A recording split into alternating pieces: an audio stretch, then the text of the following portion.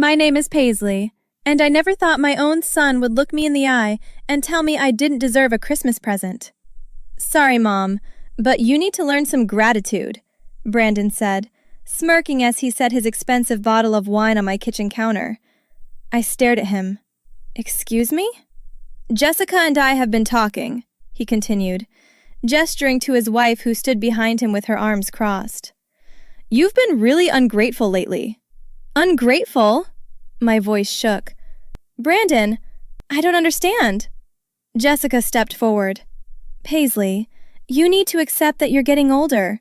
Brandon's just trying to help you transition. Transition to what? Assisted living, Brandon said flatly. We found a great facility. You'll love it.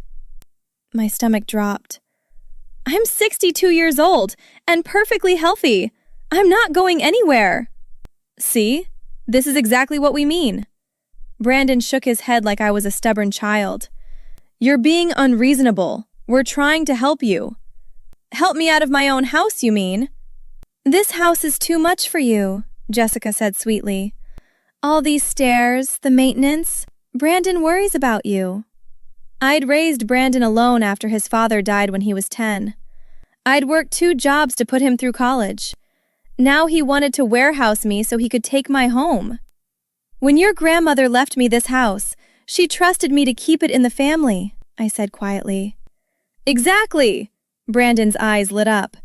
And I'm family. Jessica and I need more space for the kids. You have 2 kids and a 4-bedroom house. We need this house, Mom. It's in the right neighborhood, better schools. The truth crystallized. This wasn't about my well-being. This was about greed. So no Christmas gift is my punishment for not handing over my home? I asked. Brandon shrugged. Think of it as motivation. Maybe next year you'll be more cooperative. Jessica smiled. We should go, honey. We have dinner at the club. Wait, I said. Before you leave, when did you start accessing my bank accounts? Brandon froze. Just for a second.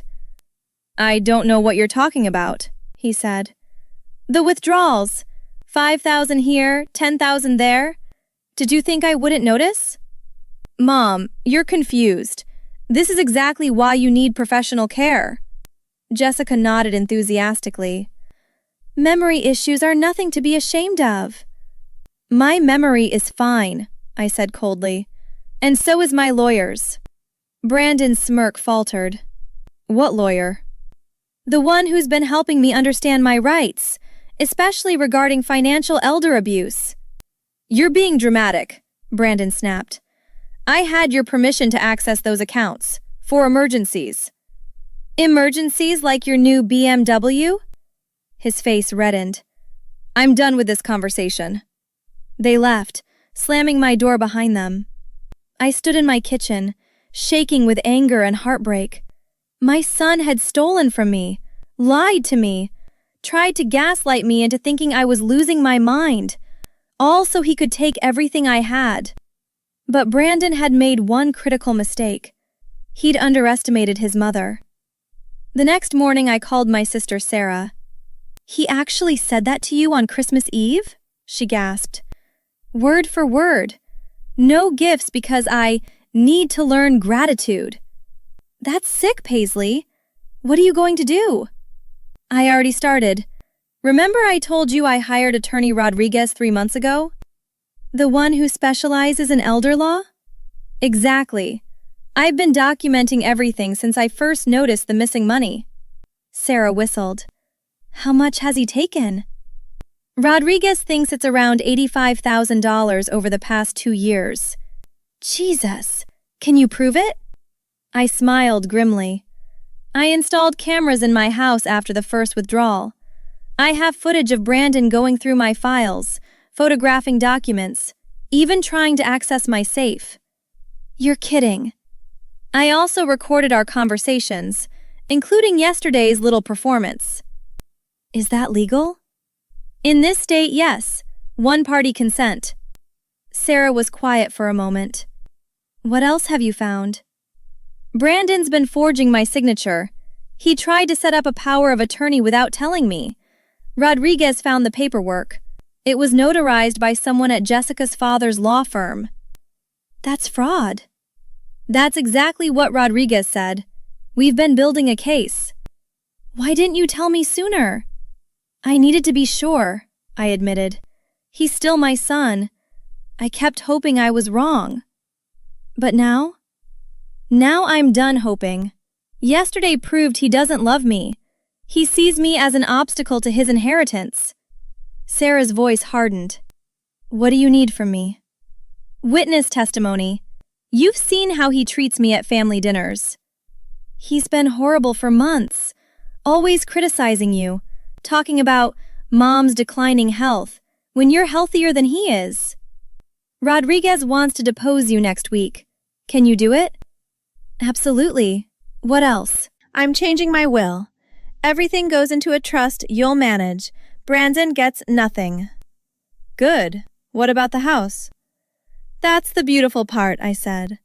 Grandmother's will specifically states the house can't be sold outside the family without consent of all living descendants. Brandon can't force me out. Does he know that? No. He never read the actual will. He assumed he could bully me into signing over the deed. Sarah laughed. When does he find out the truth? Soon. Rodriguez is preparing a cease and desist letter about the financial abuse. But first, I'm gathering more evidence. How? I'm going to give him exactly what he thinks he wants. I'm going to pretend to cooperate. Paisley, that's risky. I need him to incriminate himself further.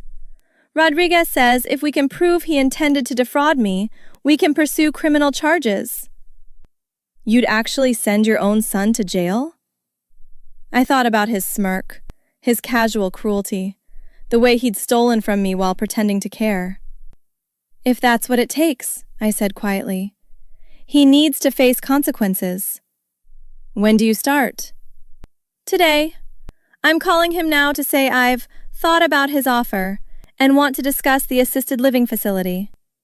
He's going to think he won. Let him.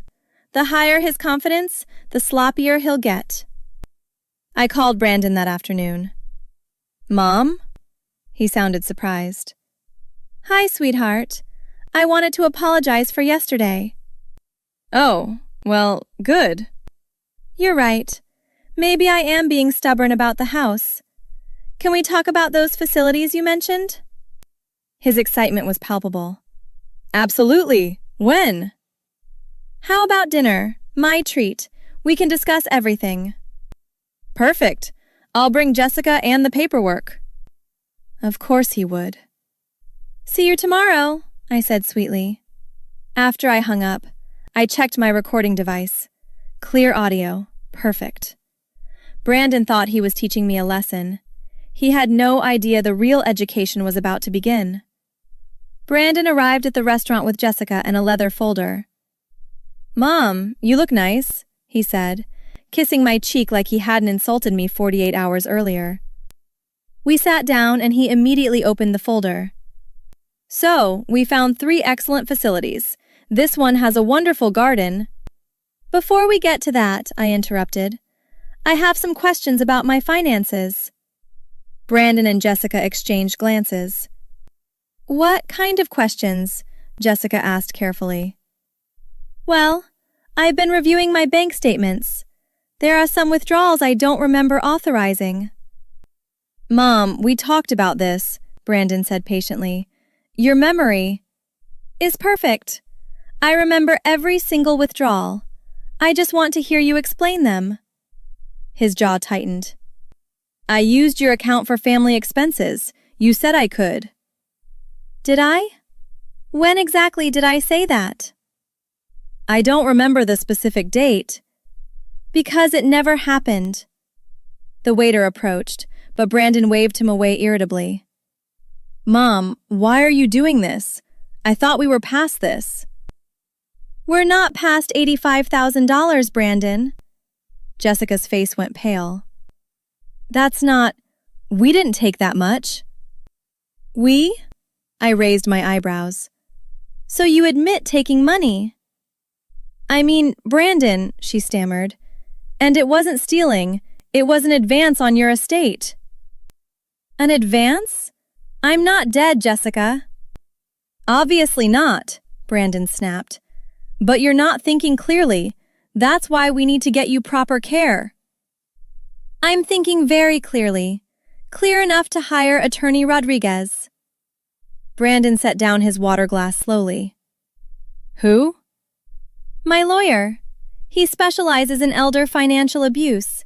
Very experienced. You're being paranoid, Jessica said, but her voice shook. Am I? He's very interested in the power of attorney paperwork, the one with my forged signature. Brandon stood up abruptly. This dinner is over. Sit down, I said quietly. I'm not finished. I don't have to listen to this. Yes, you do. Because if you walk out right now, Rodriguez files a police report tomorrow morning. He sat. That's better. Now, let's talk about what happens next. You're bluffing, Brandon said. You wouldn't actually press charges. Try me. We stared at each other across the table. Jessica broke first. Brandon, maybe we should… Shut up, he hissed. Don't talk to your wife like that, I said sharply. Actually, Jessica, you should know. The notary who witnessed that fake power of attorney? She's willing to testify you were there. Jessica's mouth opened. That's not… Save it. I have footage of you both in my house, going through my documents. I have recordings of our conversations. I have bank records showing systematic theft. Brandon's confident mask cracked. What do you want? I want you to understand that you're not getting my house.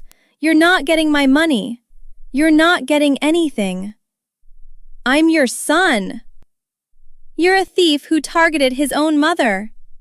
After everything I've done for you. Everything you've done? My voice rose.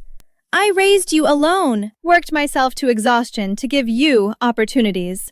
And this is how you repay me? I deserve that house. You deserve exactly what you're going to get. Nothing. Brandon's face twisted with rage and fear. You can't prove any of this. I already have. Rodriguez has everything. The question now is whether you face criminal charges or just get cut out of my will. You're bluffing, he repeated, but he sounded desperate. I pulled out my phone and showed him a photo. This is you, opening my safe, taken 2 months ago. His face drained of color. So here's what happens next, I said calmly. Tomorrow, you and Jessica meet with Rodriguez. You return every cent you stole. You sign documents relinquishing any claim to my estate. And you stay away from me. And if we don't, then I press charges for fraud, forgery, and financial elder abuse. Your choice. Jessica grabbed Brandon's arm. We should take the deal.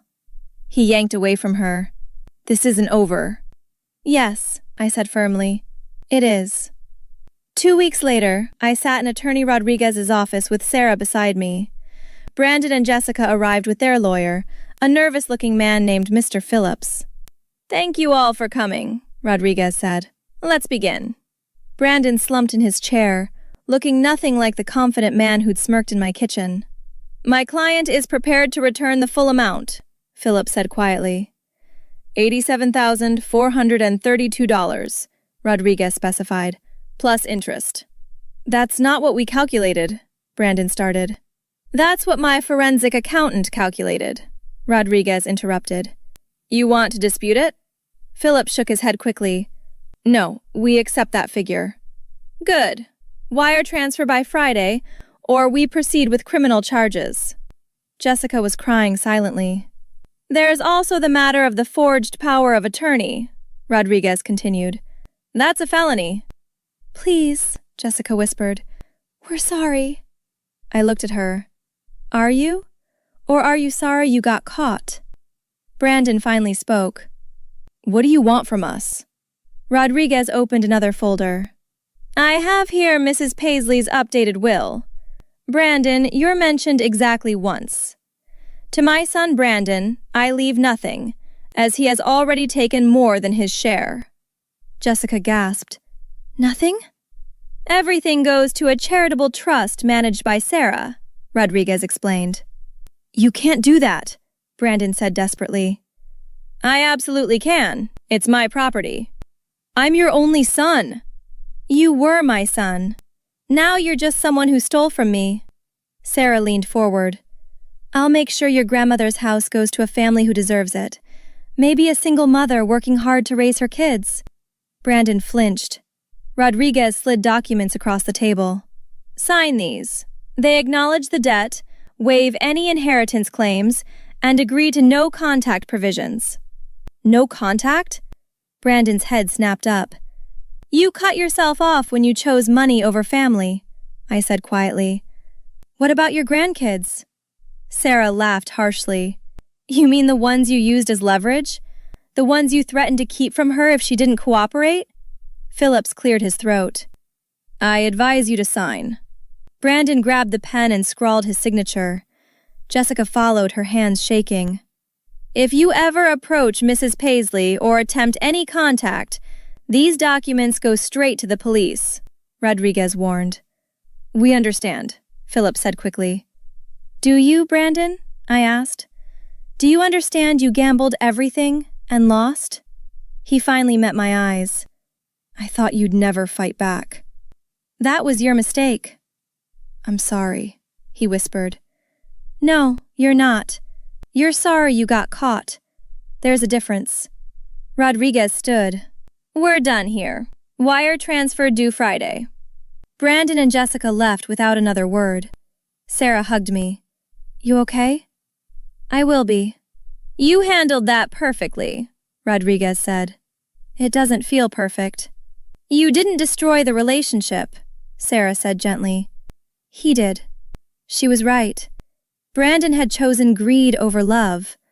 I didn't destroy our relationship. I just refused to be his victim. Have you ever had to cut off a family member who betrayed you? What would you do if your own child tried to steal your future? Like and subscribe for more stories about people who refused to be victims and fought back the right way.